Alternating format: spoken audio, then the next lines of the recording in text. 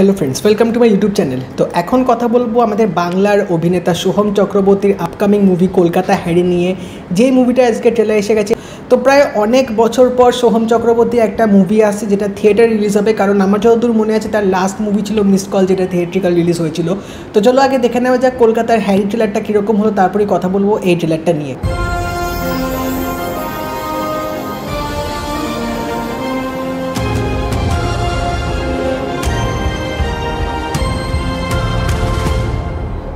কেমন আছো আমার লিলিপুটেরা? শুনবে গল্প কলকাতার হ্যারি? লাইটস।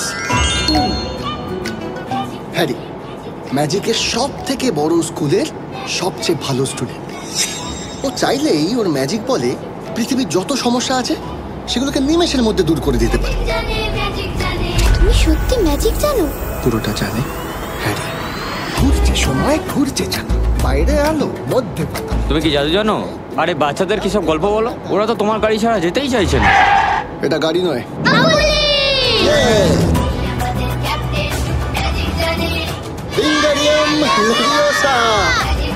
এ মন্ত্র বললে মানুষে মানুষে যত ঝগড়া এসব মিটে যায়। আপনি তো অদ্ভুত মানুষ মশাই, আপনি আমায় ম্যাজিক শেখাবেন? আসলে ম্যাজিক খুবই আনসার্টেন। পৃথিবীর যত বড়ই ম্যাজিশিয়ান হোক না কেন।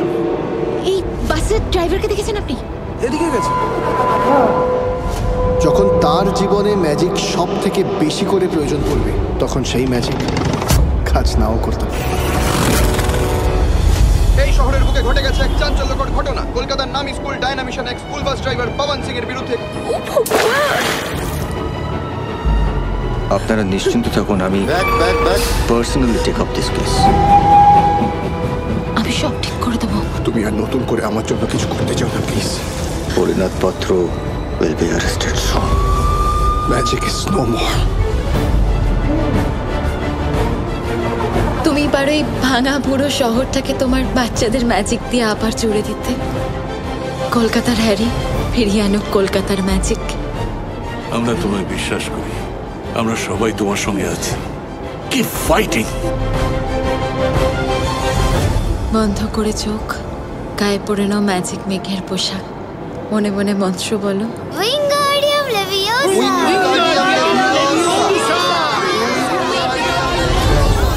ম্যাজিক নয় মন্তরে, ম্যাজিক হয় অন্তরে।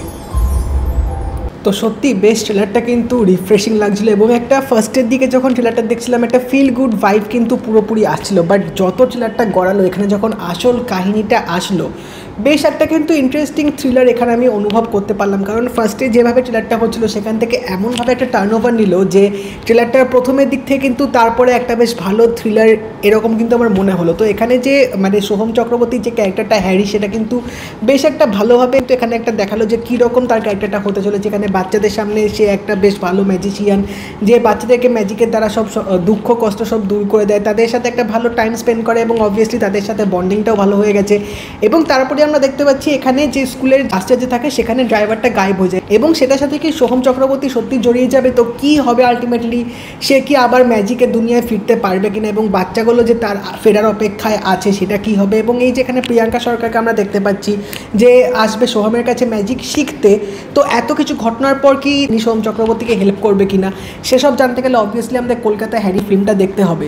তো ফিল্মটার কিন্তু এইটুকু দেখে বোঝা যাচ্ছে যে এখানে ভালো ভিএফএক্সের কাজ কিন্তু হতে চলেছে। কারণ ট্রেলারটার মধ্যে যেরকম আমরা ভিএফএক্সের শর্টগুলো দেখলাম সেগুলো কিন্তু সত্যি বেশ ভালো লাগছিলো। কোথাও কিন্তু আমার এরকম মানে কাঁচা হাতের কাজ কিন্তু সেরকম মনে হয়নি। তো এখানে কিন্তু গ্রিন ডোরের যে কাজগুলো হয়েছে সেগুলো কিন্তু অবভিয়াসলি দেখতে ভালো লাগছে, এবং মানে গল্পটা আলটিমেটলি কী হতে চলেছে সেটা কিন্তু একদম এই ট্রেলারটার মধ্যে আভাস দেয়নি যে কীরকম আমরা একটা সাসপেন্স পেতে চলেছি, যার জন্য কিন্তু ফিল্মটা দেখার আগ্রহ অবশ্যই তোমাদের মধ্যে থাকবে। এবং এখানে প্রসেনজিৎ চ্যাটার্জিও আছে যে হয়তো এই ইনভেস্টিগেশনটা করবে। ফিল্মটা কিন্তু মানে বাচ্চাদের জন্য হলেও আমার মনে হয় একটা সার্টেন পয়েন্টে গিয়ে হয়তো বড়রাও ফিল্মটা বেশ ভালোভাবে এনজয় করবে, কারণ দুটো জনারের মিক্সচার কিন্তু ফিল্মটার মধ্যে আছে। এবং ফিল্মটা যেটা আমার দেখে মনে হলো একটু মানে রাইম দিয়ে যে ডায়লগগুলো হয় এরকম আমরা অনেক ফিল্ম দেখেছি, সেই জিনিসটাও হয়তো এই ফিল্মটার মধ্যে থাকতে পারে, যেটা আমার কিছুটা দেখে অবশ্যই মনে হলো। তো ওভারঅল বলতে গেলে একটা ভালো ফিল্ম হয়তো আসতে চলেছে এবং আমি সত্যি চাই সোহম চক্রবর্তী কামব্যাক করুক একটা ভালো ফিল্ম দিয়ে। এবং দেখে মনে হচ্ছে এই ফিল্মটা সেই পোটেনশিয়ালটা আছে অবভিয়াসলি একটা কামব্যাক করার জন্যে।